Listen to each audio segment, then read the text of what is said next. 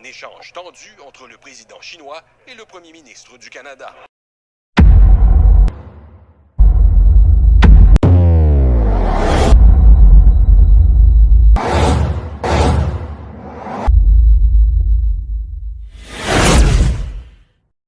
Ça frappe fort, ça joue dur, qui dit vrai, qui dit faux. Il y a une petite nouvelle là, qui vient de sortir qui est quand même assez intéressante, surtout si on repense à l'identité numérique. L'identité numérique s'en venait par l'installation un peu de la technologie de la Chine. Et c'est la peur que beaucoup de personnes avaient qu'on se ramasse justement avec l'identité numérique, le facial, le scan. Et on savait qu'ils voulaient passer justement par le passeport sanitaire et tomber sur l'identité numérique et le reste allait suivre. Mais là, au G20 aujourd'hui, ou v'là 2 jours, en tout cas ça s'est passé récemment, on voit Justin Trudeau, encore une fois, raboué par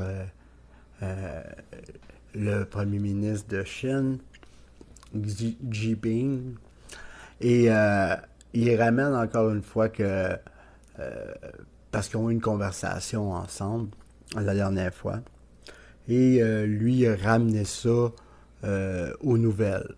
Fait que, et le premier ministre dit de Chine, t'as pas d'affaire à emmener nos conversations privées aux nouvelles. Ça se fait pas. Puis il dit en plus, tu l'as fait, mais tu l'as modelé à ta façon. Fait que qui dit vrai là-dedans? On ne sait pas. Mais on sait, en tout cas, on a des doutes que l'identité numérique passe par la technologie de la Chine. Hein? Et là, on peut se demander, est-ce que vraiment, si les liens sont comme ci, comme ça avec la Chine, est-ce que Justin Trudeau utiliserait quand même la technologie de la Chine? On a vu Justin Trudeau ces dernières années se rapprocher drôlement de la Chine. On a vu des vidéos de lui qui vantait quasiment le communisme. Solar. I mean, there is a flexibility that I know Stephen Harper must dream about of having a dictatorship that he could do everything he wanted. That I find quite interesting. Trudeau's rivals pounced on that, saying it proves he admires dictatorship. His answer demonstrates again a long-standing position of our party that he is in over his head. I found it a bit silly for Justin Trudeau to say that what he admired the most was a dictatorship, frankly. I've always been rather fond of democracies. And it wasn't just politicians who condemned Trudeau's comments. A Canadian politician said, oh, you know, I look for China.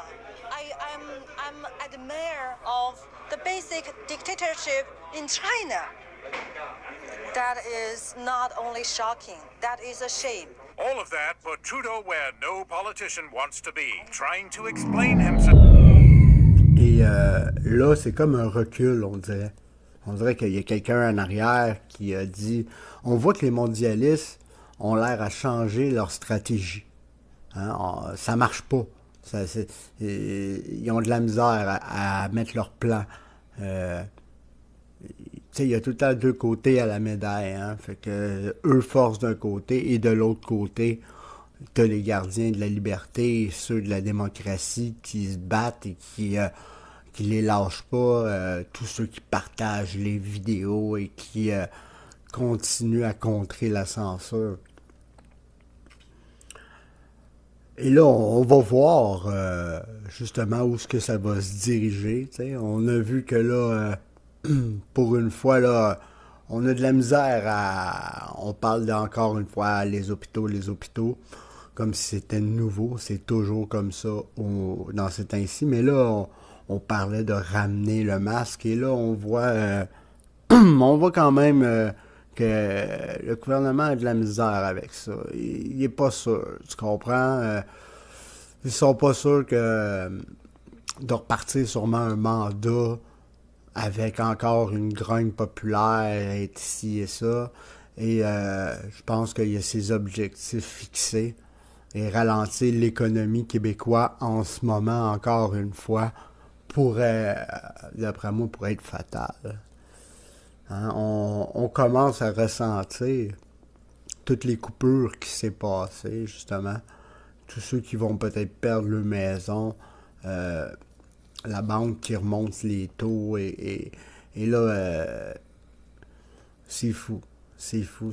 Et c'est pas juste ici, hein. J'ai écouté un reportage qui se passe genre à pas loin de Londres. Et il parlait justement des banques alimentaires, de la pauvreté. Et c'est ça. C'est partout que le monde a de la misère à manger. Et nous, on est chanceux côté Hydro-Québec. Ça, je peux vous le dire, là. Parce que j'écoutais des places qu'ils ont des clés. Hein? Des clés prépayées. Ça veut dire que tu payes une fois ou deux, ou je sais pas combien en retard. Et là, tu as des clés prépayées. Tu vois le monsieur, ça va s'acheter une clé prépayée de 20 $. Et là, ben c'est ça, tu mets ton 20 $. Fait que si, mettons, tu n'as plus de temps, on est samedi dans la nuit, tu n'as plus de temps dans ta clé, ben tu n'as plus d'électricité. Hein? C'est aussi... c'est aussi sauvage que ça, là. Mais ils n'ont pas les mêmes moyens, ils n'ont pas les mêmes... On n'a pas les mêmes... on est chanceux, nous, nos ancêtres. On construit les barrages, ça aujourd'hui, on les remercie pas assez. Il faudra avoir une grosse pensée puis une journée à pour eux autres. Voyons donc, pensez-y, là, si on n'aurait pas le barrage, comment que... Alors, regardez ça, là, comment dans les autres pays, ils se cassent la tête pour le gaz, ci, là, ça. Nous autres, l'électricité est là. Elle est là. Puis elle va rester là si on l'entretient, on fait attention. Fait que, c'est ça. On va regarder ce petit bout de vidéo, justement, de Jinping qui... se chicane avec Trudeau, ça a été filmé en direct. OK? En direct. Fait que c'est quand même assez spécial. Et bon, moi je trouve personnellement que il était honnête, il a montré la discussion. Si c'est vrai, puis c'est vrai qu'il n'a pas modelé ce qu'il a rapporté.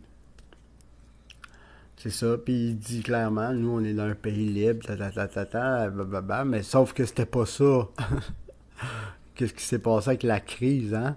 Et avec justement tout ce qui s'est passé à Ottawa, c'était un autre message. Là, c'était la censure, puis là, il nous dit on est dans un pays libre. Fait que son message est comme contradictoire en deux ans. Hein? On peut souligner ce fait. Fait que voici ce petit bout de vidéo et là-dessus, je souhaite une bonne soirée. Échange tendu. Le rideau tombe sur le sommet du G20. Les dirigeants, satisfaits, semblent prêts à quitter l'Indonésie. Mais la rencontre réservait encore une surprise à Justin Trudeau. Un caméraman de la délégation canadienne a capté un moment étonnant, un rare coup d'œil dans les coulisses de la diplomatie, un échange tendu entre le président chinois et le premier ministre du Canada. Tout ce dont nous avons discuté a été divulgué dans les journaux. C'est inapproprié, a déclaré Xi Jinping par l'entremise de son interprète. La veille, Justin Trudeau avait abordé avec Xi Jinping la question de l'ingérence chinoise dans les élections canadiennes. Le bureau du premier ministre avait rendu public le contenu de cette conversation.